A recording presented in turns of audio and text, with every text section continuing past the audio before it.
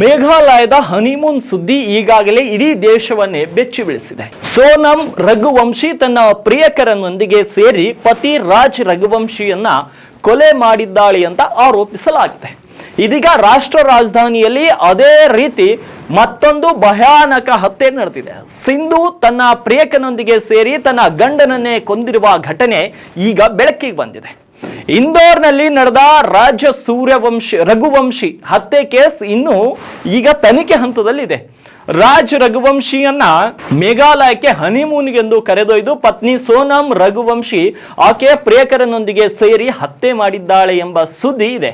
ಈ ಮಧ್ಯೆ ರಾಷ್ಟ್ರ ರಾಜಧಾನಿ ದೆಹಲಿಯಲ್ಲಿ ರಾಜ್ ಸೂರ್ಯವಂಶಿಯಂತಹ ಮತ್ತೊಂದು ಕೊಲೆ ಬೆಳಕಿಗೆ ಬಂದಿದೆ. ದೆಹಲಿಯಲ್ಲಿಯೂ ಕೂಡ ಸೋನಂ ರಘುವಂಶಿ ರೀತಿಯೇ ಪತ್ನಿಯೇ ಪ್ರಿಯಕರನೊಂದಿಗೆ ಸೇರಿ ಗಂಡನನ್ನೇ ಕೊಲೆ ಮಾಡಿರುವಂತಹ ಘಟನೆ ಬೆಳಕಿಗೆ ಬಂದಿದೆ. ಪತ್ನಿ ಸಿಂಧು ತನ್ನ ಪ್ರಿಯಕರನೊಂದಿಗೆ ಸೇರಿ ಗಂಡನಿಗೆ ಮುಹೂರ್ತ ಇಟ್ಟಿದ್ದಾಳೆ. ಸೋನಂ ರಘುವಂಶಿ ರೀತಿ ಇಲ್ಲಿ ದೆಹಲಿಯಲ್ಲಿ ಸಿಂಧು ಗಂಡನಿಗೆ ಮುಹೂರ್ತ ಇಟ್ಟಿದ್ದಾಳೆ.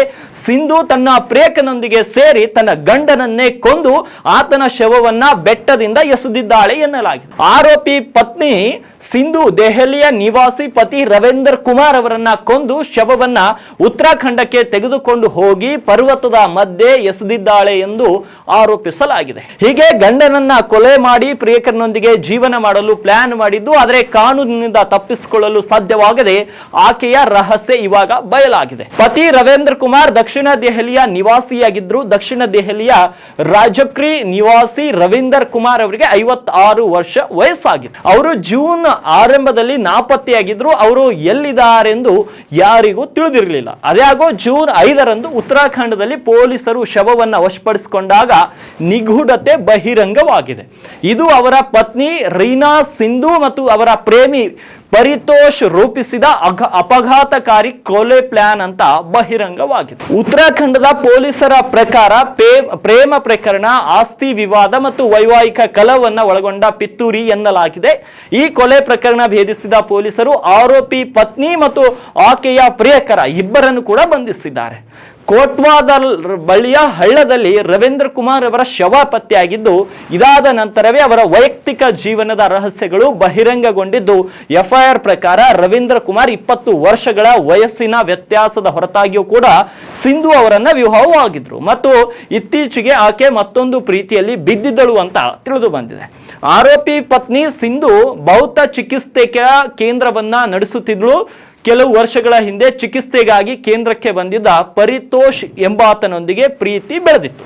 ಇನ್ನು ಮೃತ ಪತಿ ರವೀಂದ್ರ ಕುಮಾರ್ ಹಣಕಾಸಿನ ವ್ಯವಸ್ಥೆಯಲ್ಲಿ ತುಂಬಾ ಮುಂದಿದ್ದ.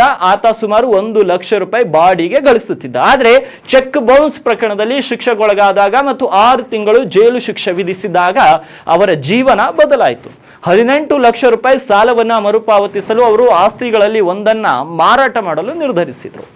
ಇತ್ತೀಚೆಗೆ ರವೀಂದ್ರ ಕುಮಾರ್ ಮತ್ತು ಸಿಂಧು ನಡುವೆ ಆಗಾಗ ಈ ಒಂದು ವಿಷಯಕ್ಕೆ ಜಗಳವೂ ಕೂಡ ಪ್ರಾರಂಭವಾಗಿತ್ತು. ಪೊಲೀಸರ ಪ್ರಕಾರ ಆರೋಪಿ ಪತ್ನಿ ಸಿಂಧು ಕೋಟ್ಯಾಂತರ ಮೌಲ್ಯದ ಆಸ್ತಿಯನ್ನ ಮಾರಾಟ ಮಾಡುವುದನ್ನು ತಡೆಯಲು ಪ್ರಯತ್ನಿಸಿದ್ದಳು. ಕೆಲವು ತಿಂಗಳುಗಳ ಹಿಂದೆ ಆರೋಪಿ ಪತ್ನಿ ಸಿಂಧು ಮತ್ತು ಪ್ರಿಯಕರ ಪರಿತೋಷ್ ಕುಮಾರ್ ರವೀಂದ್ರನನ್ನ ಕೊಲ್ಲಲು ಮತ್ತು ಆಸ್ತಿಯನ್ನ ಪಡೆಯಲು ಪ್ಲಾನ್ ಕೂಡ ಮಾಡಿದ್ರು. ಪಾರ್ಟಿಯ ನೆಪದಲ್ಲಿ ಗಂಡನನ್ನ ಕರೆಸಿಕೊಂಡಂತಹ ಈ ಹೆಂಡತಿ ಇದಕ್ಕಾಗಿ ಮೇ 31ರಂದು ಸಿಂಧು ಗಂಡನನ್ನ ಉತ್ತರ ಪ್ರದೇಶದ ನಗಿನಾದಲ್ಲಿರುವ ತನ್ನ ಪ್ರಿಯಕರನ ಪರಿತೋಷ್ ಮನೆಗೆ ಪಾರ್ಟಿಯ ನೆಪದಲ್ಲಿ ಕರೆಸಿಕೊಂಡಿದ್ರು.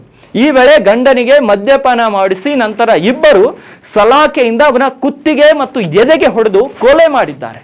ಪೊಲೀಸ್ ಅಧಿಕಾರಿಯ ಪ್ರಕಾರ ಶವವನ್ನ ಮೊದಲು SUVಯಲ್ಲಿ ರಾಮನಗರಕ್ಕೆ ಮತ್ತು ನಂತರ ಉತ್ತರಾಖಂಡದ ಕೋಟಾ ದ್ವಾರಕ್ಕೆ ಕೊಂಡೊಯ್ಯಲಾಯಿತು. ನಂತರ ಕತ್ತಲೆಯಲ್ಲಿ ಆರೋಪಿಗಳು ಶವವನ್ನ ದುಗ್ಗುಡ ಬಳ್ಳಿ ರಸ್ತೆಯಿಂದ ಎಸೆದು ಫರಾರಿಯಾಗಿದ್ದಾರೆ. ಪೊಲೀಸರು ತನಿಖೆ ಆರಂಭಿಸಿದಾಗ ಅದು ರಸ್ತೆ ಅಪಘಾತದಂತೆ ಕಾಣುತ್ತಿತ್ತು. ಅದ್ಯಾಗೋ ಮರಣೋತ್ತರ ಪರೀಕ್ಷೆ ವರದಿಯಲ್ಲಿ ಕುಮಾರ್ ಅವರ 2 ಪಕ್ಕೆಲುಬುಗಳು ಮುರಿದಿರುವುದು ಕಂಡು ಬಂದಿತ್ತು. ಇದು ಕೊಲೆ ಎಂದು ಸೂಚಿಸಿದೆ. ಸಿಂಧು ಅದೇ ಸಮಯದಲ್ಲಿ ಕೋಟ್ವಾದಾರದಲ್ಲಿ ಇದ್ರು ಮತ್ತು ಕುಮಾರ್ ಅವರು ಈ ಕಾಣೆಯಾಗಿದೆ ಅಂತ ಕೋಟ್ವಾದಾರ ಪೊಲೀಸರು ಕಂಡುಕೊಂಡ್ರು. CCTV ದೃಶ್ಯಾವಳಿಗಳು ಮತ್ತು ಕೆಲ ಕುರುಹುಗಳನ್ನ ಬಳಸಿಕೊಂಡು ಪೊಲೀಸರು ಕೊಲೆ ಪ್ರಕರಣವನ್ನ ಭೇದಿಸಿದ್ದಾರೆ. ಆದರೆ ಇಷ್ಟಕ್ಕೆ ನೋಡಿ, ಈ ಒಂದು ಸಮಾಜದಲ್ಲಿ ಇಂದಿನ ಹೆಣ್ಮಕ್ಕಳು ಮತ್ತೆ ಇಂದಿನ ಯುವಕರು ಯಾವ ಒಂದು ಕ್ಷಣಿಕ ಸುಖದ ಚಟಕ್ಕೆ ಬಿದ್ದು ಇಡೀ ತಮ್ಮ ಜೀವನವನ್ನ ಹಾಳು ಮಾಡ್ಕೊತಿದ್ದಾರೆ. ರಾಜ ಸೂರ್ಯವಂಶಿ ಪ್ರಕರಣ ಆಯ್ತು, ಈಗ ದೆಹಲಿಯ ಸಿಂಧು ಪ್ರಕರಣ, ಮತ್ತೆ ದಿನೇ ದಿನೇ ಪ್ರಕರಣಗಳು ಈ ರೀತಿ ಏರ್ತಾನೆ ಇದೆ. ಇದಕ್ಕೆಲ್ಲವೂ ಕೂಡ ಕಡೆಗಣನೆ. ಇವಕ್ಕೆಲ್ಲವೂ ಕಡೆ ಯಾವಾಗ ಅಂದ್ರೆ ನಮ್ಮ ಮನೆಯಲ್ಲಿರುವಂತಹ ಸಂಸ್ಕೃತಿ ಬದಲಾಗಬೇಕು, ನಾವು ನಮ್ಮ ಮಕ್ಕಳ ಜೊತೆ ಮಾಡುವಂತಹ ವರ್ತನೆ ಬದಲಾಗಬೇಕು ಮತ್ತು ಸಂಬಂಧಗಳ ಮೌಲ್ಯಗಳಿಗೆ ನಾವು ಬೆಲೆ ಕೊಟ್ಟಾಗ ಈ ರೀತಿಯ ಘಟನೆಗಳಿಂದ ನಾವು ಪಾರಾಗಬಹುದು. ಇಲ್ಲದಿದ್ರೆ ಯಾವ ಸರ್ಕಾರಗಳು ಕೂಡ ಮತ್ತು ಯಾರೇ ವ್ಯಕ್ತಿಗಳು ಕೂಡ ಇಂತಹ ಘಟನೆಯನ್ನ ತಡೆಯಲು ಸಾಧ್ಯವಾಗುವುದಿಲ್ಲ. ಇದು ಸಾಧ್ಯವಾಗಬೇಕಾದ್ರೆ ನಮ್ಮ ಸಂಸ್ಕೃತಿ, ನಾವು ನಮ್ಮ ಸಂಬಂಧಗಳ ಮೌಲ್ಯಗಳಿಗೆ ಬೆಲೆ ಕೊಟ್ಟಾಗ ಮಾತ್ರ ಇವುಗಳಲ್ಲಿ ಬದಲಾವಣೆಯನ್ನ ಕಾಣಬಹುದು. ಈ ಒಂದು ಘಟನೆಯ ಕುರಿತು ನಿಮ್ಮ ಅಭಿಪ್ರಾಯವೇನಿದ್ರು ಕಮೆಂಟ್ ಬಾಕ್ಸ್ ನಲ್ಲಿ ಕಮೆಂಟ್ ಮಾಡಿ ತಿಳಿಸಿ ಮತ್ತು ಈ ರೀತಿಯ ಲೇಟೆಸ್ಟ್ ಅಪ್ಡೇಟ್ಸ್ಗಳಿಗಾಗಿ ಚಾನಲ್ಗೆ ಸಬ್ಸ್ಕ್ರೈಬ್ ಮಾಡ್ಕೊಳ್ಳಿ.